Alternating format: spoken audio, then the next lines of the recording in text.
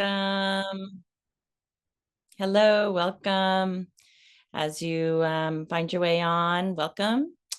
We'll get started in just a moment. People are filing in, coming in. And it's good to see you all. I hope you're having a good evening. We're just gonna take a moment to get everybody in. Hello, welcome.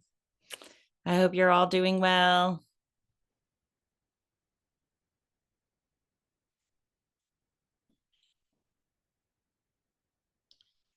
And yeah, so we're just going to get started in just about a minute with the Platica. And I'm Marisol. I just wanted to welcome you guys as you guys are coming in, filing in. It's good to see everybody. Yay. We'll get started just a moment. We're gonna have some introductions first, and then we'll get into the Platica. But I hope you guys are having a good evening.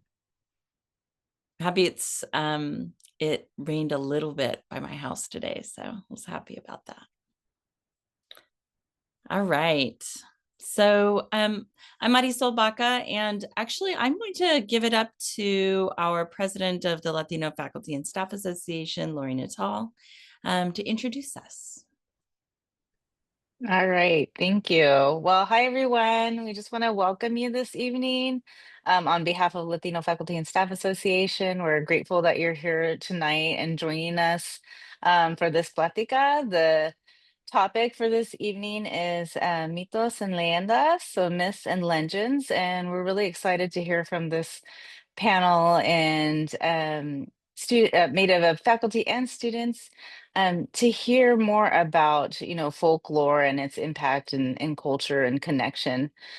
So to share more about that, I'm going to introduce Ms. Marisol Baca, our English professor at Fresno City College, past poet laureate, author, and our amazing cultural committee chair. So Thank take it over. you. Thank you, Lori. So today, a group of us are getting together to share a bit of our culture. We will have a plática, which is a sharing, a conversation, a heart to heart. We want to tell stories, give information, read poems, and talk about histories that connect to what I think is a central question that I'd like to at least ask tonight. And the question is, what are the ways we celebrate? What are the ways we wonder and share in our cultures? Why is it essential? Another question, why is it essential to continue to share who we are? And what is at stake if we don't continue to share? 5 people, actually 4 people, will fill the space today. Then we would love to connect with you during a Q&A at the end if time permits. My name is Marisol Baca. I teach in the English department here at FCC. I'm the cultural committee chair for the Latino Faculty and Staff Association. I also write poetry.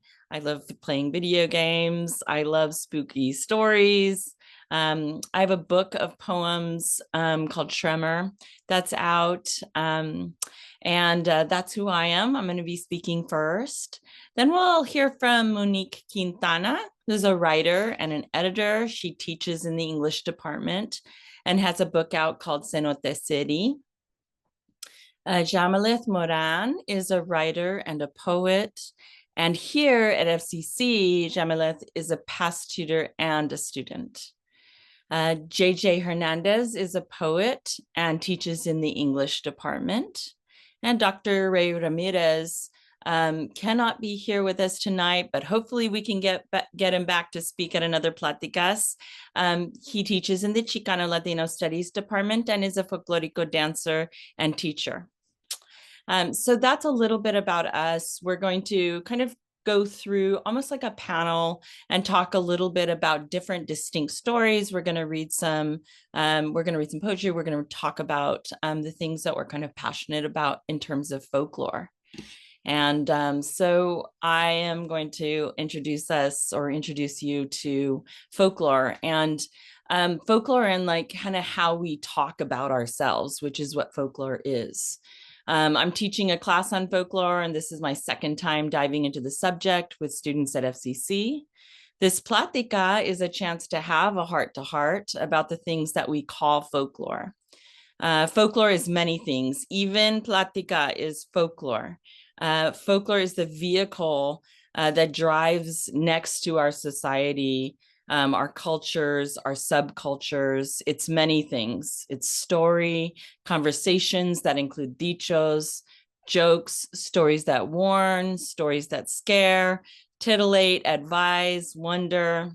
Folklore are the celebrations we have, the rituals we enact, we plan, the preparations and recipes that hold significance to us, the way we decorate ourselves and our surroundings, the songs we make up to soothe children, to belt out after a big win. I've been doing a lot of that in the past day, or to mourn. Folklore is dancing, it's craft, it's art, all the things we fill our lives with. And that's just a start. But folklore isn't everything. In my class, we spend weeks just discussing what folklore is and isn't. I go back to two things that help to distinguish folklore from everything else: transmission and variation. I promise not to get too far into the weeds, but I wanted to teach you a little bit about this as we move along. I didn't come up with these terms, transmission and variation, but I've found that they help me to answer many questions with regard to folklore. In order for folklore to exist, people need to engage with it and pass it on. If it gets passed on, retold, sung, discussed, texted, remade, then it's on its way to becoming folklore. That's what we call transmission. Variation means that when something changes while it's being passed around and a new variation shows up, then it can be considered folklore, or pretty close to being considered folklore. Those are two major things to understand. Lastly, folklore isn't old. It's not dead. It exists when we live and we continue to pass it along. There are many things that get into and out of fashion, that go into and out of fashion. And if they were or are transmitted through culture and have even one variation, they're considered folklore. So folklore is alive, it's us. As long as we, people or folk, keep it alive. Given time, I'll just leave the definitions at that. I want to talk about a story that's definitely folklore, and it proves those two things are true. In fact, the story of La Llorona is really about how those two things kind of work together, transmission and variation. It's probably one of the most popularized urban legends that's around. So La Llorona. I'll start with just a few words from a song by Chabela, or that's sung by Chabela Vargas, about La Llorona. Yo soy como el chile verde, llorona, picante, pero sabroso. I'm like green chili, llorona, spicy, but tasty. Any language, composition, reading, critical thinking, literature class is built on stories. When I talk about stories to my classes, I usually end up telling one or two that I know by heart. When I ask students to tell stories that they know by heart, La Llorona inevitably comes up. Fresno City College is largely Latinx, Latine, Latino, and this encompasses many distinct and rich cultures. So many. Llorona is familiar to many and most students that I teach.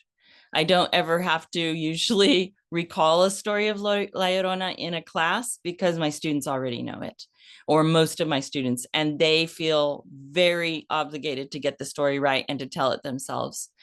The story always has a few critical elements that are the same, but when I ask for details from what La Llorona looks like to what happens and the reasons behind it, the differences start to emerge. So many variations, so many differences. Then the questions start. Who is she? Where did she come from? Who in the story is at fault?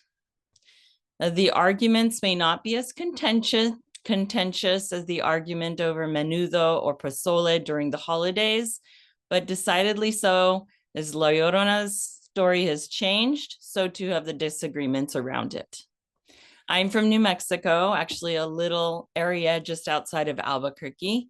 I grew up with the story of La Llorona. She was a young woman in love with a wealthy man that came with new settlers. He had promised to marry her, but he never did. They had 2 children together, 2 little boys. She was heartbroken when he left her for a rich woman who came later with the settlers, a woman from Spain. She saw them together and was shunned by him, and in a fit of jealous rage, she took the boys and drowned them in the Rio Grande River. She emerged from the water and realized what she had just done.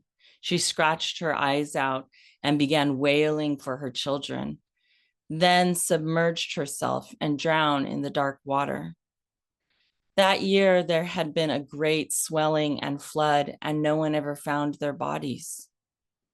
The story goes, Llorona returns from the dark depths of the river and seeks out her children. She will not know you, and if you're walking near the river, she may come from nowhere, as she is a specter, and will take you down with her.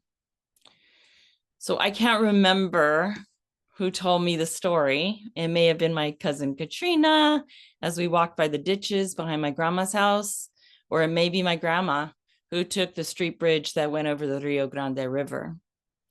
According to a fascinating doctoral thesis on La Llorona by Camille Acosta, we know that Llorona is often associated or used as a cautionary tale, one that warns young children to stay inside after dark.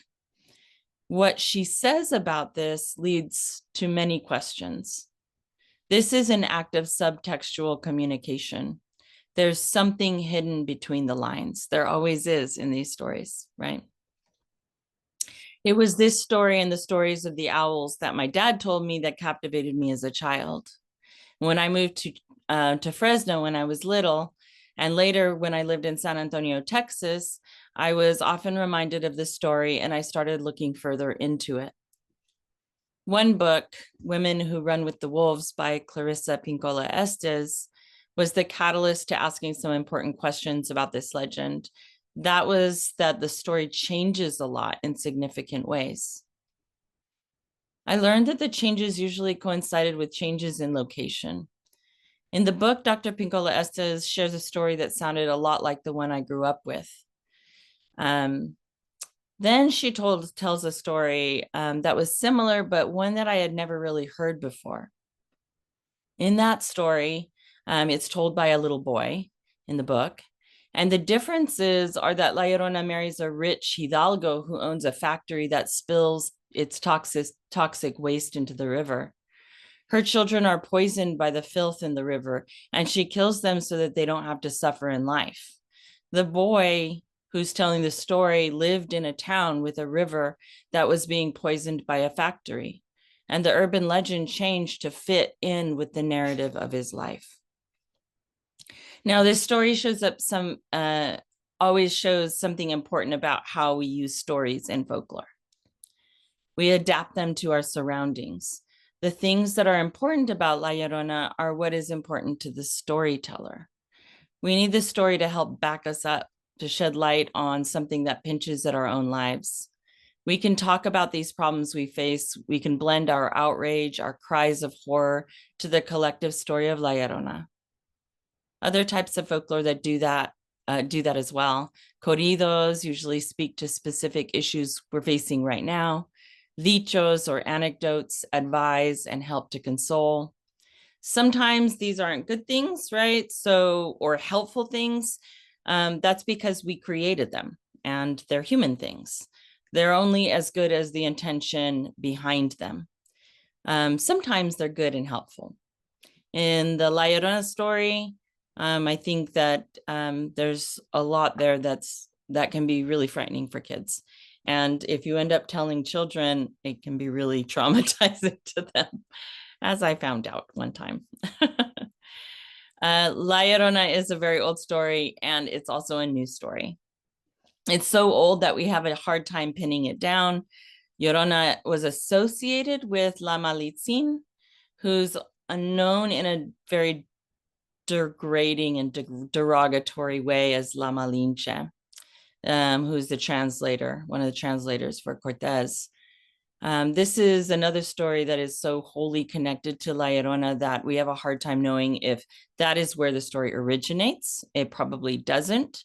It's probably connected, though, to it. The story may be even older, or to be more precise, some of its origins may stem from before the Spanish conquest of Tenochtitlan and has some roots with an ancient worshipped figure called Cihuatl, and I'm probably saying that incorrectly. The serpent woman, Aztec goddess of motherhood, midwives, and fertility.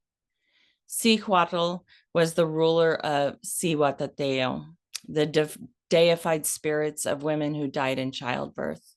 And there is also a very interesting discussion given to us from Camila Costa. In it, she says, another reaffirmation on this concept of original terror was mentioned in the book, Our Sacred Maize is Our Mother, Indigeneity and Belonging in the Americas. In the chapter, The Children of La Llorona, it is described in detail how this horrifying legend could have originated centuries prior in Tenochtitlan. During the time of colonization, La Llorona could have potentially acted as a metaphor for the destruction, the sexual assault, and orphan children that conquistadors disgustingly left in their wake. The characteristics of the legend containing illegitimate children, violent death, and sorrow beyond belief mirrors an origin story we wish would disappear from memory. The chapter explains this story is another way to explain or describe the angst of indigenized peoples, but it also points to resiliency. Seemingly rejected by all, these peoples find their own linkage to the maize culture of this continent and create their own stories that speak to their own needs and their own reality. Rodriguez et al. A few last words. In my time visiting and living in San Antonio, I was introduced to more literature about La Llorona. Her story has changed in many circles to a reclamation for the feminine.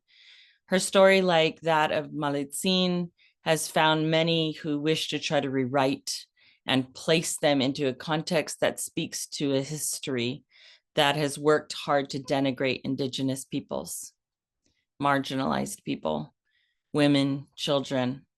The story of La Llorona has been written in novels and changed to reflect different perspectives. This is what urban legends do. They are stories that shift and defy, even in their origins. So hopefully in this short time, I've helped to interest you enough to look further into the story. There's a wealth of research concerning La Llorona. It's overwhelming. It goes back to looking at codices, and there's just a lot of stuff out there.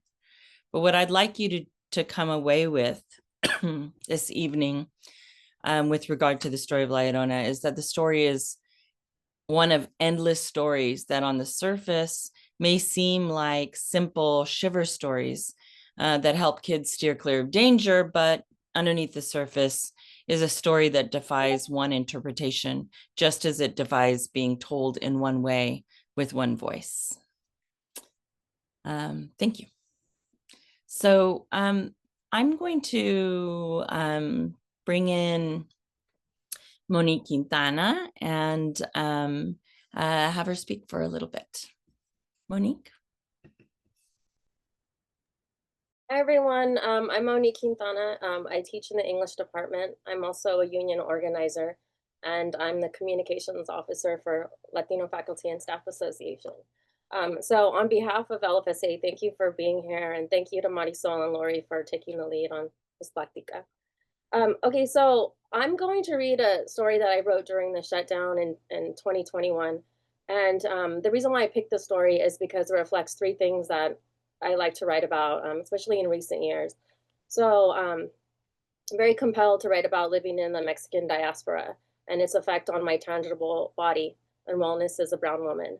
And also, I'll share that I like to write a lot about living with my family. Um, I lived with my grandparents on and off in their house for 10 years, and so during that time, my grandparents forced me to watch a lot of westerns because they were from Texas and very nostalgic for Texas. So I have a lot of complicated feelings about the Western, and it's my new goal in life to reconstruct the Western. Okay, so this story is called The Sound of Snow and Cacti. And the story follows the question, what would happen if artificial intelligence gentrified a town like Fresno? The sound of snow and cacti. Pale things and robots were slowly taking over our town, and Macrina Lopez was changing again. The bots needed a place to live, and they began to rent the apartments over the laundromat. One morning, while I was pulling red planting pots from our front door at Macrina's store, I saw the bots walk by through the wooden slats of the lattice, their yellow eyes staring at me. Laughing, I heard them call me a fool and mimic my mother's snicker. Like Macrina, my mother was changing too. At night, they whispered to cacti, "We need to change so that this town will be ours again."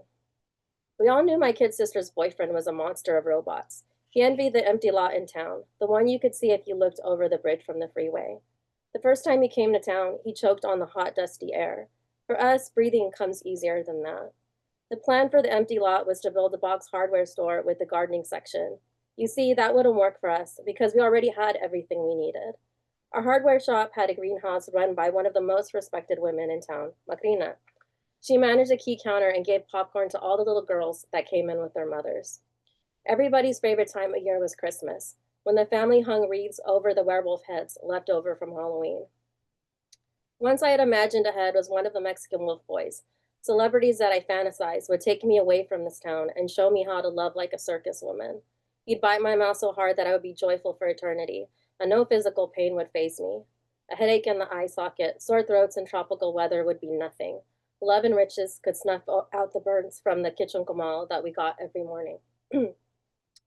Before Chris came to town, I didn't appreciate what I had, and I sure as heck didn't understand my family.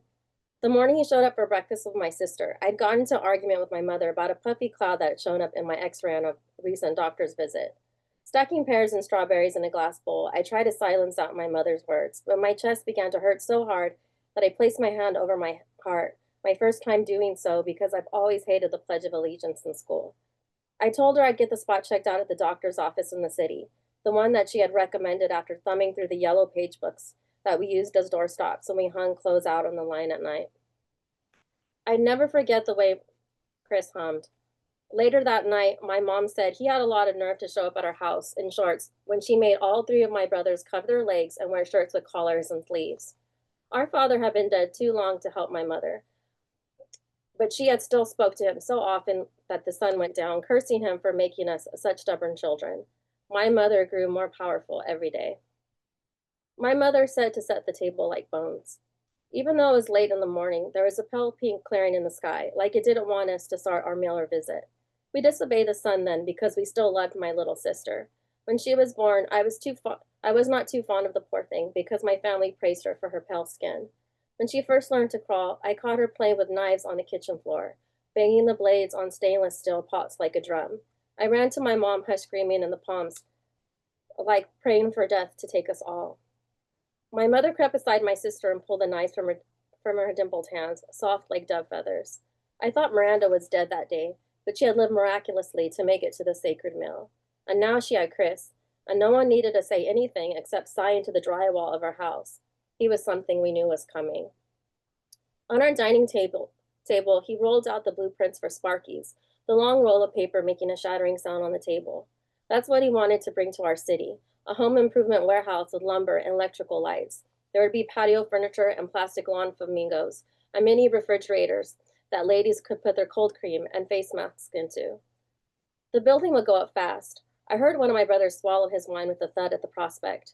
Chris said he could erect the building in a matter of days. My mother snickered, as she always does in the morning.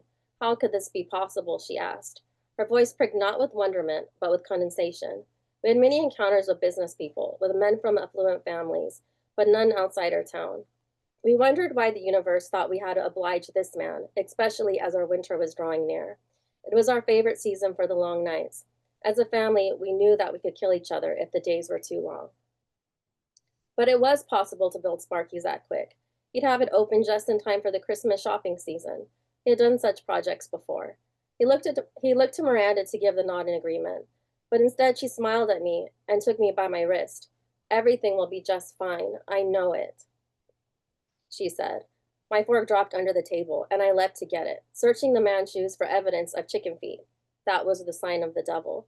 I found nothing of the sort and had to tell myself he was harmless. He brought in his father's company to lay everything down, and the building went up faster than it took for the fog to come from the ocean we had never seen before. We waited for help wanted signs or job announcements in the local newspaper, but they never came. I asked Miranda about this as I saw her coming from my mother's bedroom one day carrying a pot of soup. As I walked close to her, I could see the amber in her eye, the color that I always envied when she was a little girl. Any man was undeserving of her. I knew she was as kind as she had always been. I could feel the chicken bones stand up in the pot. What is Chris doing? I thought. What is Chris doing? I thought he was going to hire our people to run the store, I told her. I could hear my mother moaning in the room from her ailments, the carrots scorched on the bottom of the pot. Miranda laughed and reassured me that everything would work out just fine. She handed me the pot. "Here, the rest is for you." Our mother was changing every day. The mist clung to the window as I ate the soup. For the first time in years, I was grateful to be back in the house with my mother. For the longest time, I hated every part of it. The bricks that swayed to the left in the summer. There was outdated wallpaper with brown flowers bent over as if they were pleading for me to love them. As I looked out the window, I could see the warehouse roof with birds appearing to float and peck at the dust in the fog. The lights flickered too fast on their beaks for me to make out what kind of birds they were, but they walked stiffly, their throaty call like honey. I snapped the bones in my bowl, and I ate the soft parts inside. The scent of wood is unforgivable. Chris brought in robots from the city to be the cashiers. Their heads donned hats, and their digital stomachs would display what each customer owed them for things they could already get at Macrina's store. Our townspeople would never give this new place business, Macrina said. But it didn't matter. People began to ride into Sparky's from the freeway in their high-rise pickup trucks, hollering at the sunshine, and catcalling our women as they walked home from the grocery store with their bags of vegetables. I felt as if I would weep when I began to see our people shopping at Sparky's. I even took to standing outside the store and mad-dogging them when they went inside. Macrina told me to pay them no mind. She told me that there would always be such lost ones, so far away from the cacti flower that they would never know how to smell it again. I sat with her at the key counter, and she poured me chocolate in a clay cup from a coffee pot. The chocolate tasted like the coffee, bits of the grind scratching my throat. There had been other worries. The robots were trying to buy property in town, even setting down money for burial plots in the cemetery. Why would they need burial plots, I asked. Macrina was carving a snake from the stem of a thick plant that she had taken from the garden. The pink flower in the plant began to make my eyes itch. Everyone has their rituals, the things they want to bury, she told me. The green from the plant made me think of my sister. One winter when she lived at home, she went months wearing the same green sweater every day. She wore it so much there was a hole near her stomach where she rubbed incessantly. Like me, she complained of the burn there. We waited until morning time to fight the robots. Macrina wore the best dress from her closet, a red velvet dress over a pair of pants that flapped at her ankles in the wind. Miranda, my sister, wore a white muslin, a dress that never was, a dress she would have sewed in the wrong way if she had the opportunity. It was her angelic thing, the prayer against the wind that took her from home in the first place. She would make her first dead there in the fall of lumber. Her pale man was the first to go. We let her do the ritual. The heart shapes makes pleasing shapes in sawdust, the new moaning that my sister would hear and never hear again in an instant. We could see the robots coming for us, running as if their god made their arms from the air.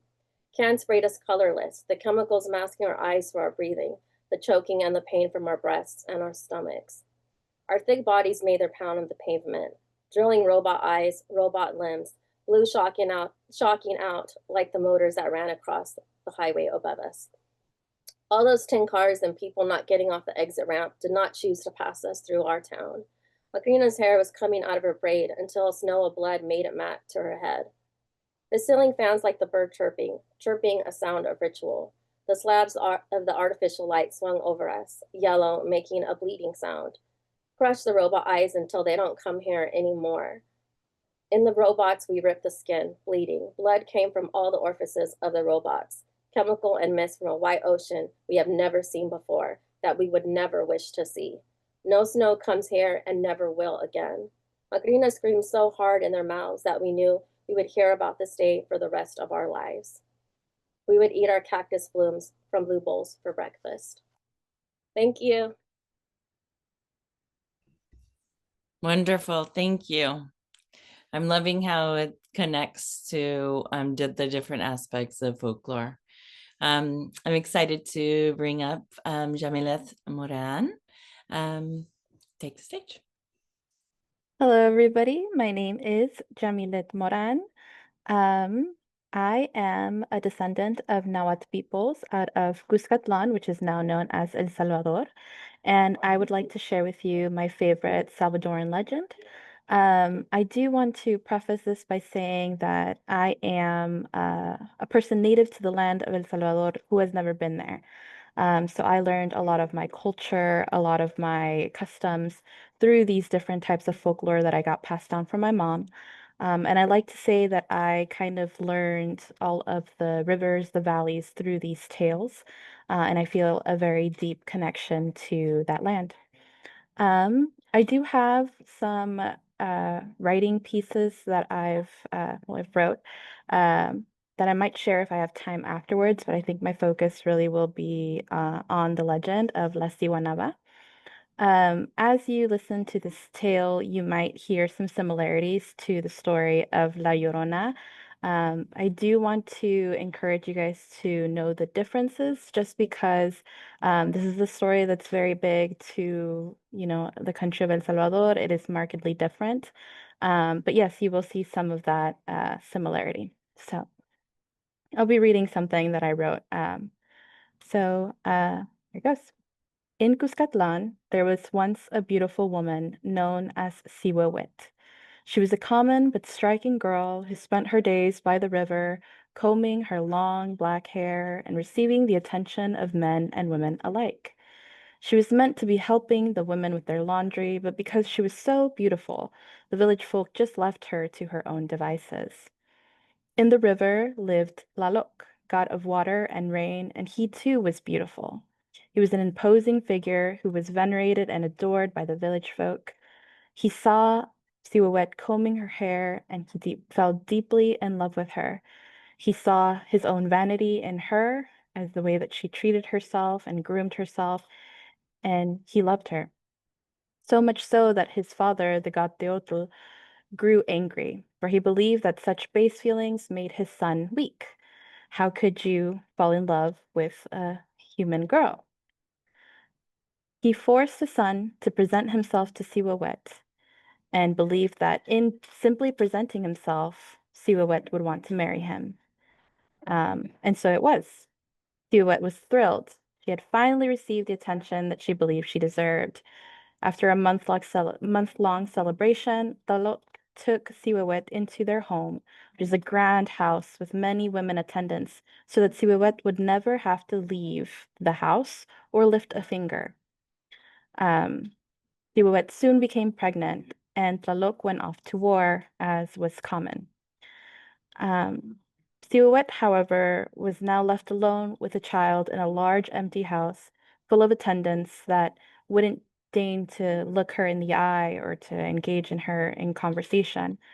The child would cry for days on end, and Siwawet could not comfort him because she simply didn't have a mothering bone in her body. She grew bored of being in the house. The people could not see her, and she could not see the people. She was no longer adored in the way that she was accustomed.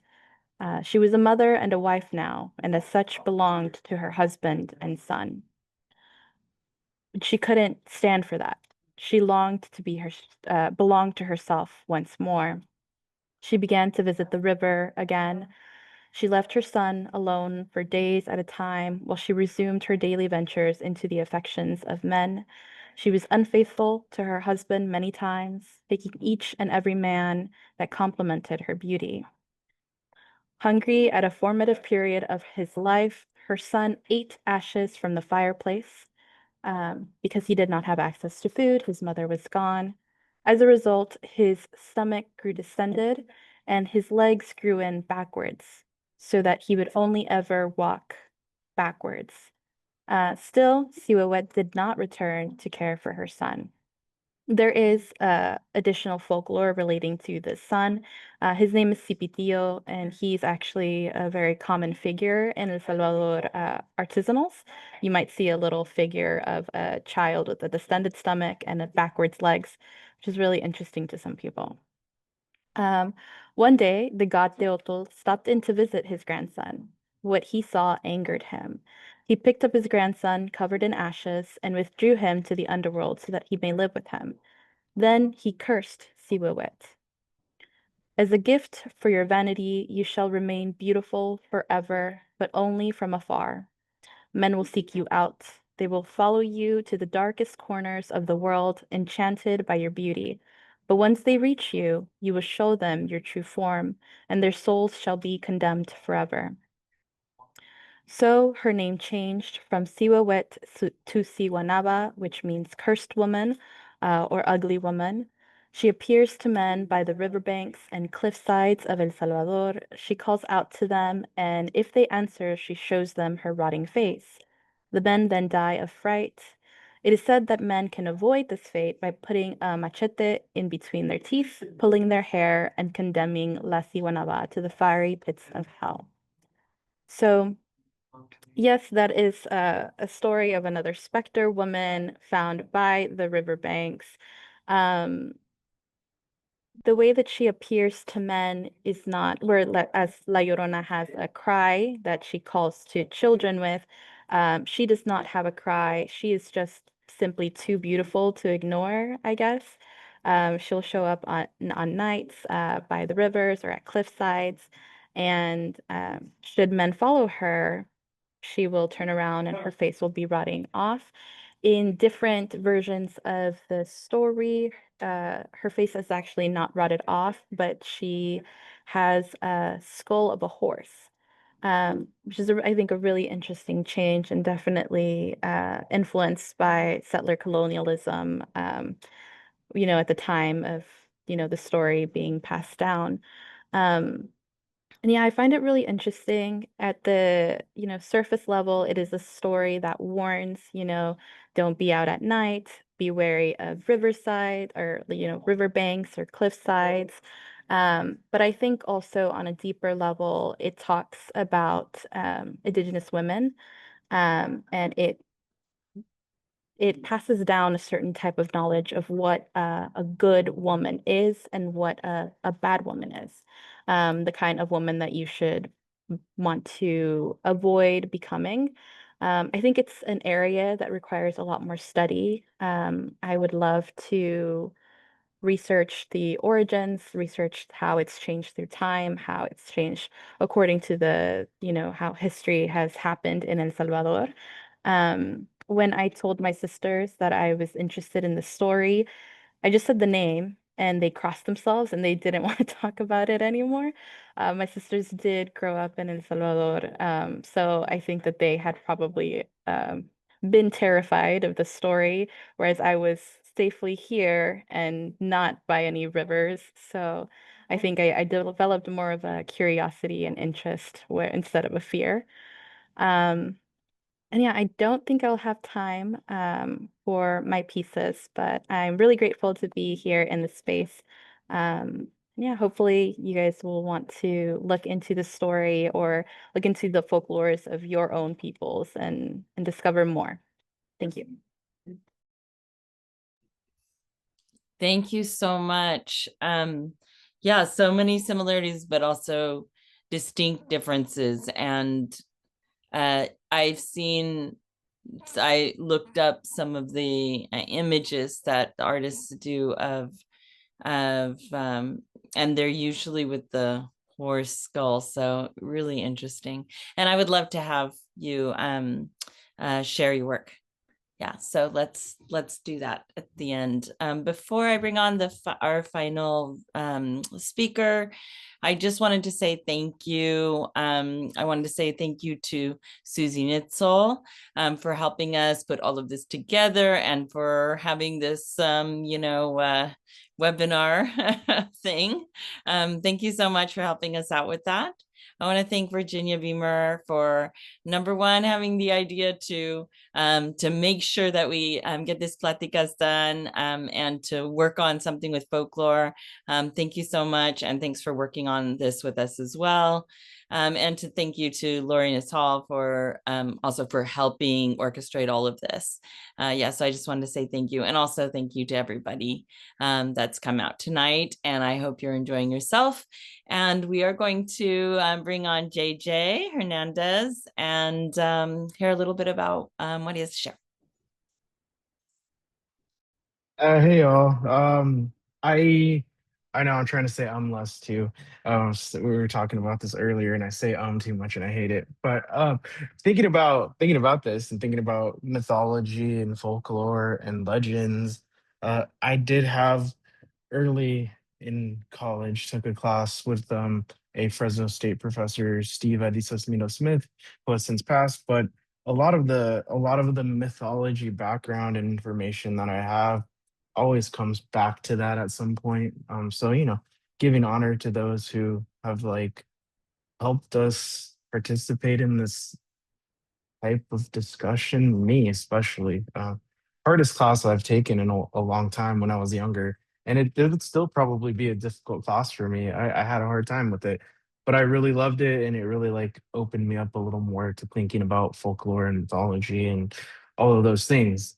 At the moment, I'm thinking of mythology in the sense of like Aristotle and how Aristotle and the Greeks and the Romans all used mythology to, I guess, they were very populist like we are now. And that's what a lot of the reading I'm doing kind of is thinking about how like this populism of mythology is becoming American in its own way. The mythos of the Americana, the mythos of what we do in the United States. And I kind of hate it and I kind of love it at the same time. Like there's this like weird space that I'm existing in. And a lot of my work is trying to kind of battle traditional Americana with my own like discussions of like Mexican and native myths and how those fit within my life. I wrote a couple poems, but I'll talk about them in a minute. But yeah, thinking about mythos, the again, a lot of our common ground comes from mythology or comes from those bigger folklore stories. And it's hard to like build common ground when we don't always agree or when we don't always want to agree. And I don't know. I think about that constantly. My poetry is not attempting to build common ground, as you'll see, but I I am like thinking about it constantly. And I am thinking about maybe it's because I teach comp sometimes and I'm trying to think about rhetoric in general and how that works. But yeah, I think of the shared experience as a means of evoking something else to be persuasive. I notice it a lot in politics now, the shared experience of like a mythological moment to like evoke some sort of patriotism to get us to maybe be convinced by someone else. I don't know. It bothers me a lot. And I think the rise of populism is the end of America. But that's another conversation for another time. And I do want to read, a poem or two and think about it in that way. This first poem kind of thinks about that in its own way. I grew up really religious. I grew up really, I don't know, Pentecostal, which is kind of like the strange religion with like the speaking in tongues and all that stuff. But I also, have gone away from it and I'm not religious anymore. But this first poem, I published it a while back. It's called Small Town Kid Gets Jumped in an Apartment Complex in Fresno. Poland, a broken wrist, concussion, and possible cyst in his brain. And this is again a poem to me that thinks about that Americana myth and that type of discussion and that type of mythos to connect to people. And I don't know, maybe we'll think about it after. So again, I guess I don't understand violence anymore. And yes, it's a war out there. And yes, if you swing at me, I'm going to swing back. Isn't that absurd, Elbe? This poem reads like some Tarantino bullshit with racist diatribes about violence, like that scene in Kill Bill Volume 2 where blood runs into the pit. But I do prepare for the race war. I do prepare for the end of civilization by listening to chanting and metal, daring the world to end. Speak to me in the tongues of men and angels. The white man will take my jobs if I let him. Presence is more important than safety. They know that. They know with their serpent flags and rifles. Is Satan the serpent? Remember, he slithered up to Eve in the garden for fun. Was he offering fruit or bullets? God, in all his majesty, said that the violent take by force. It's absurd. I know. I will survive the apocalypse, though, because I've killed a charging rooster with a metal pipe like some Jurassic Park shit. I know the mountains taught me more than I think. I will not back down. I've cut a snake's head off with the flathead shovel just after it struck my shoe. Venom is absurd. Pain is irrelevant. Maranatha, Maranatha, I dare you. I'll be here waiting. So again, there's this just to kind of think about that. I have this like connection to like Christian mythology and folklore. I have this connection to like native Christian folklore and mythology. The best quote about mythology to me is just like other people's religion. So I think about it in that sense a lot. I think about it in the sense of like purpose as well. What is the purpose of mythology? What is the purpose of folklore? What is the purpose of legend? I I have a lot of conversations with like academics about these things sometimes, and like these purposes and these reasons why we do things kind of changes. There's these people who are really religious about Joseph Campbell and like the hero's path. And there are other people who like think that that's all a bunch of like not true anecdotes. And I don't know, I kind of fall in this like place where I think mythology does have a purpose. And I think there are no true archetypes, but maybe we find similarities as humans in different ways. Again, I'm not the archetypal, mythology scholar. I'm more of a like there are stories from every culture and that are different, and maybe they're retellings, maybe they're similarities of culture, but again, I can't believe that there is only one common flood story or something like that. I don't like it. And people argue with me about that all the time. I don't know why I bring about those conversations. People just want to argue with me. I'm okay with it. I like it. But I did write another poem that kind of thinks about that a little more. This next poem I'm gonna read is just called Duende. And it's, a story that kind of focuses on maybe the like Latino version of Duende versus like the native version of Duende, and how I kind of tie that to my grandmother in her own way, shape, or form, and my own style of writing, which tends to be very all over the place. Yeah, I'll read it. Again, Duende. I remember reading that poetry is like pulling glass through your veins, and someone saying, "That's Duende." Lorca was probably just fucking with us. I wished I had unlimited money to just wander around New York and write poems. But poet in New York is so good, says every ethnic white Mexican I've met. My grandma told us a story of a little man who terrorized her house in uptown Starkville. He lived in the oven, and my grandpa had to chase him away with his rifle. All myths have a purpose, right? I don't believe in archetypes. I want to. I like to argue with educated white people about this. They all want to believe that there is a common story. My favorite quote about mythology is that it's other people's religion. How can a rainstorm be someone's religious origin? So you built a boat. What culture didn't? How obvious can it be? I think religion likes to assume that all of its followers are idiots. I too like to assume this about the purveyors of popular religion. Sometimes the memory of a flood and my cousins crashing their Ford Aerostar into the ditch in brown water comes and goes through my head. Is that my origin? I think my grandma probably just told us the story of a little man because my grandpa had to chase her lover away. We natives like to mythologize our affairs, and we Mexicans love to mythologize our families. Isn't that how the world works? I saw a video of a little duende online. My algorithm likes to make me more familiar with the unknown spiritual that I never want to believe. And yeah, just that's kind of where I'm at the moment, thinking about mythology and the perspectives around it. I yeah, I'm not gonna talk anymore. You know, it's been going on so long. But appreciations to Marisol and the Latino Faculty Association and all of the events that are have been going on. It's been amazing. Thank you all.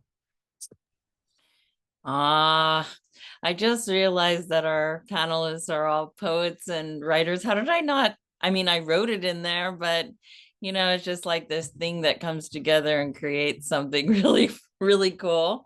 So I'm like getting super excited, and we're at the end.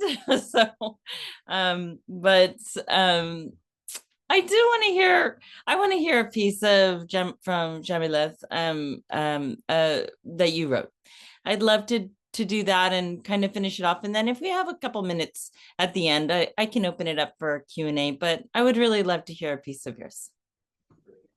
Okay, thank you. It's really small. A little context. I wrote this after I had convinced myself to stop taking my bipolar medication.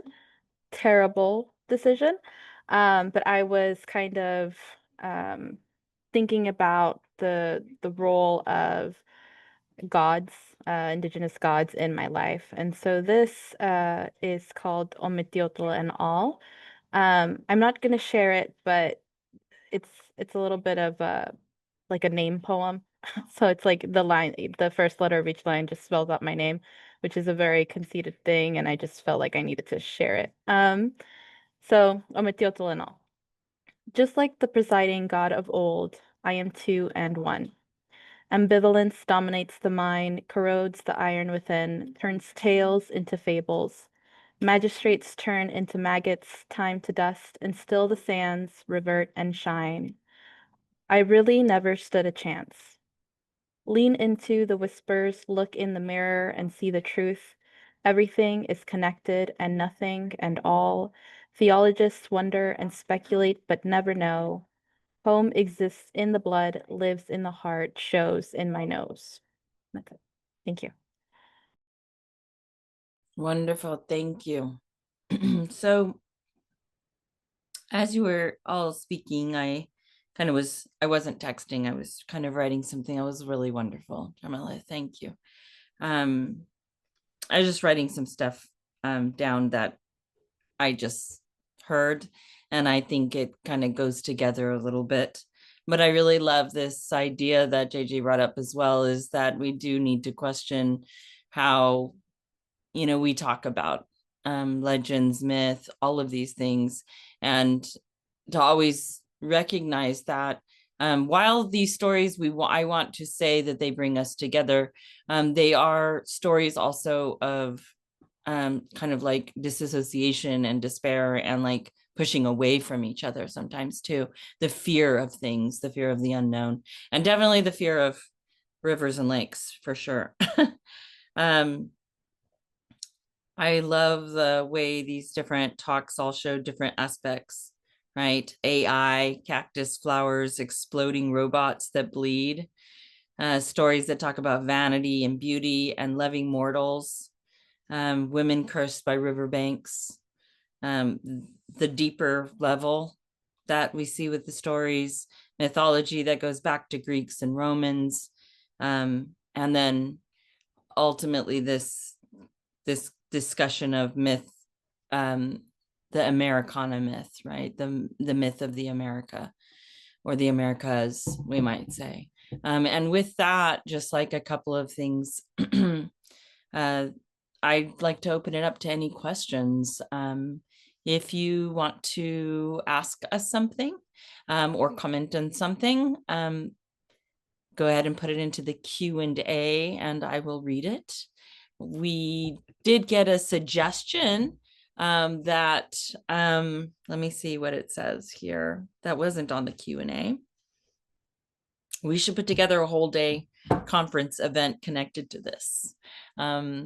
I would love to talk more about that, but I think that this is just like the tip of the iceberg. I think Lori was talking to me the other day about the platicas, and that an hour and a half would be really nice. So maybe the next time we get together for a platicas, we do it for a little bit longer. So I think that's a really good idea, and maybe for a lot longer. That'd be really neat. That'd be really awesome. Okay, I have some Q's and A's. I have a general comment from Maribel. Great job, everyone. Yes, absolutely. And thank you, Maribel. You brought in some platicas to begin with. That's where we got the start, and I know it has a story behind it.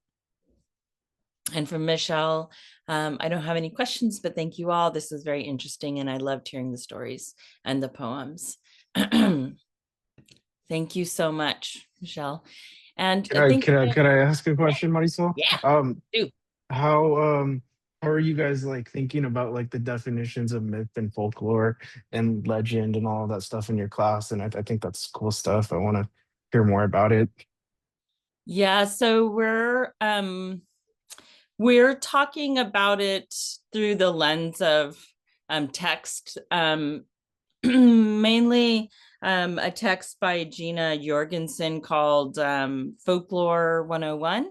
And what she does in this book is just kind of, she compiles a lot of definitions and discussions in blog posts, and then she self-published it, which I think is a really interesting way of like kind of using folklore and talking about folklore and self-publishing. But she was a student at UC Berkeley. And so the framework of the class at the beginning is just to get a foundation for how do we even talk about folklore, because isn't it like everything? Isn't everything we do? The more we talk about it, it's an online class this semester, so we don't have as many discussions face to face. But overall, I think the discussion gets difficult because the more you try to simplify ideas of mythos, legend, urban legend, everything, the more it gets just in the weeds and really difficult to like pull apart. But I think what I'm going to try to, when we get into myth, a little bit of myth, myth is just this big, huge, I mean, it's an entire class unto itself, but it's this huge umbrella term. And so we tend to want to categorize things and throw them under this large umbrella of myth, legend, or folklore. And I think it all kind of comes together in folklore. Because folklore is just this informal discussion, transmission of ideas and thoughts and concepts in our culture. It's good and bad. And that's what I love about the class, is that we don't have to talk about the good and the, like it's just, everything is just humanness. So that's a really convoluted answer to a question that takes like 18 weeks to answer. I like it. I think that like folklore also like becomes myth and becomes legend at the same time, like eventually someday. Yeah. But I kind of like it. It's kind Yeah, so we think about myth and we think about myth as being this kind of like like the wall, the Roman and Greek myth, as this like steady foundational thing. But really myth is also, creation stories. And we have to kind of dismantle the idea or the concept that myth is associated with untruth, where our society is so reliant on truth that it's a hard conversation to have. So yes, folklore is becoming myth, and myth is kind of going back and going into folklore. It's kind of all moving at the same time. Sorry, that's very convoluted. but we grew up with it. I grew up with the classical myths. So that was a big part of why I was interested in my own stories later on. And my own poetry professor, Kenneth McLean, telling me one time, stop writing all of those Greek and Roman stories and start writing some of your own. And then I was like, oh, I can do that. And then I started getting invested more into that. That's us. I just want to say wonderful plática, wonderful time talking to each of you. There's a couple things. Great panel. It would be nice to share legends about saints, Santo Niño de Atocha, at a plática. That would be wonderful. We could just have just a plática on that. Folklore is such a big thing. I think that's it. Any other questions? No, I don't see any other. Yeah. Thank you so much, everybody. Have a good night, and I will talk to you later. And we will see you later. And thank you from LFSA. Thank you again to Virginia and Susie, Jamalith, Monique, JJ, Lori, everybody. Thank you so much.